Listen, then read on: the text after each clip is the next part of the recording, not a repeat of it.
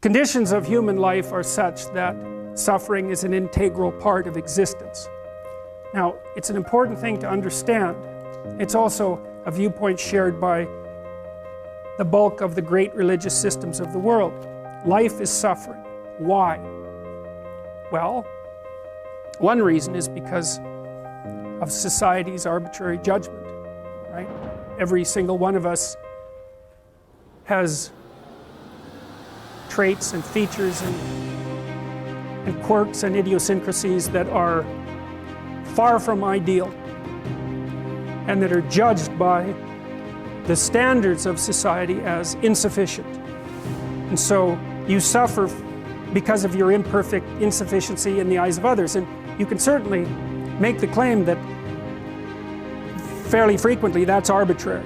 And so that's the claim that society is tyrannical and judgmental and needs to be constantly reconstituted so that the tyrannical element doesn't take full control.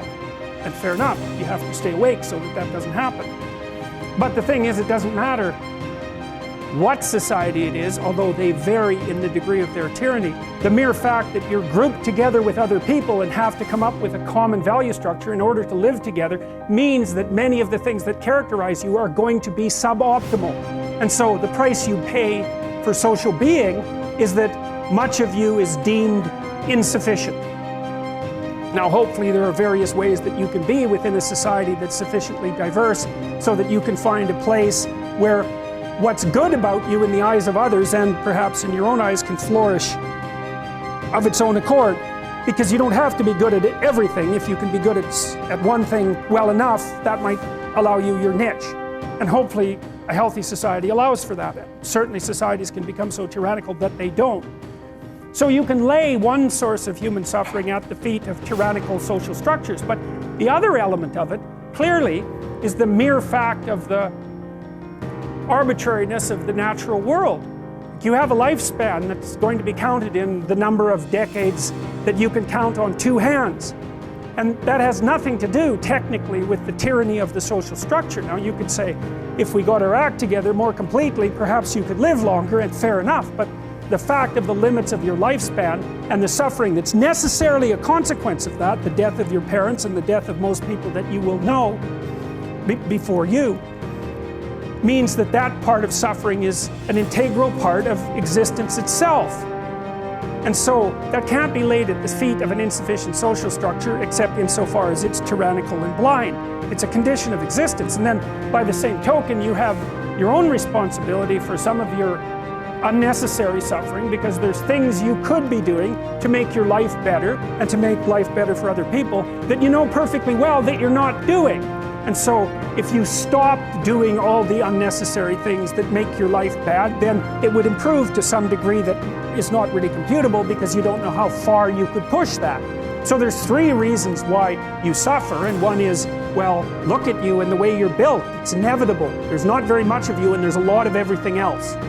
And so you just don't last that long, and you're fragile across multiple domains, and then you're harshly treated by society, and there's no doubt about that. And then there's responsibility that can be laid at your own feet.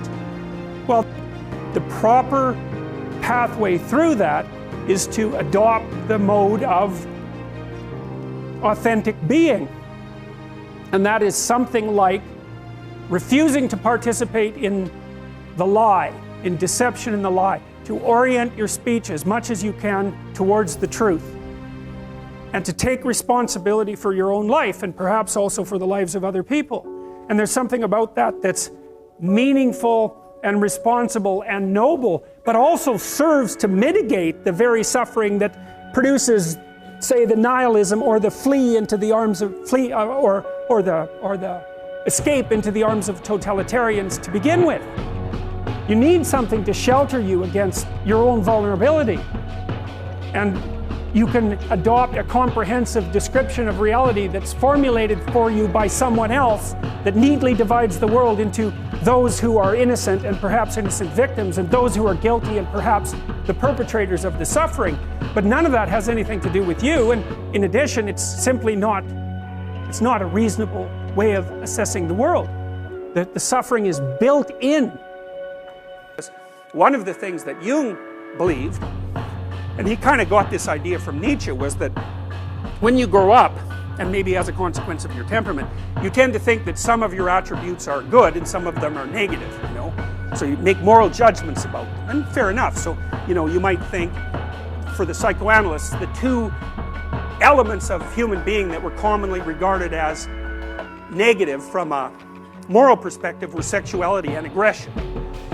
But Jung's notion is that, well, you know, you might be someone who's modest and careful and never causes any conflict, and then we might say, well, you're a well-socialized person. But Jung's point would be, yeah, but you got no power. You've got no power. And so people are just going to roll right over you. So you better dive into that morass of sexuality and aggression and pull out those powers and integrate them into your psyche so that you can use them consciously, because without that, you're harmless.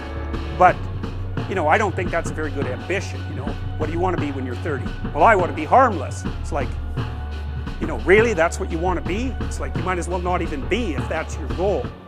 So, you know, this dichotomy between the positive individual and the negative individual is very, very complex, because what's positive and what's negative is not obvious from the beginning, and arbitrary judgments don't help.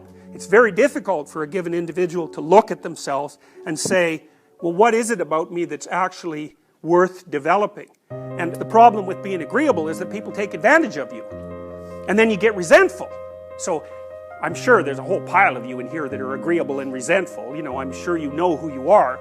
And one of the things I would mention, and you should think about this because it'll help you a lot if you do it, is that resentment is your best friend. If something makes you resentful, do not do it. So, or there's a more sophisticated rule, which is, if something makes you resentful, there's only two possibilities. One is that you're sniveling and immature and you won't adopt your responsibilities and you're whining about it. The other is that you're being pushed around and people are attempting to enslave you. So, you want to eliminate the first possibility, right? You got to think, well, am I just being immature and whining about this? Is it something that people are reasonably demanding of me? And if you think that through, and maybe you talk to some people about it, and you think, no, this isn't reasonable, then the resentment is telling you, act. Because otherwise, that's what you'll be. You'll end up 15 years, especially if you're married or something like that, with 8,000 things you're resentful about, and then, you know, you'll be in some kind of painful divorce that lasts for 10 years. So better to nip it in the bud. If someone is after you to do something, and you don't feel like you're getting proper regard or proper response, or you don't think it's fair, it's like, have some courage and get a hold of your anger and use it. Doesn't mean you're right, but at least it means you can push the person hard enough so they have to engage in a dialogue with you. And you know, these are necessary skills. Like, if you cannot do this, you have to be able to say no to negotiate. You have to be able to say no. So you always want to put yourself in a position where you can do that. That's part of power. And the other thing is, do not let people push you around, because you'll get pushed right into a corner and you'll end up as a slave. And that's it. Because there's tyranny, slavery, or negotiation. That's what you've got. Yes.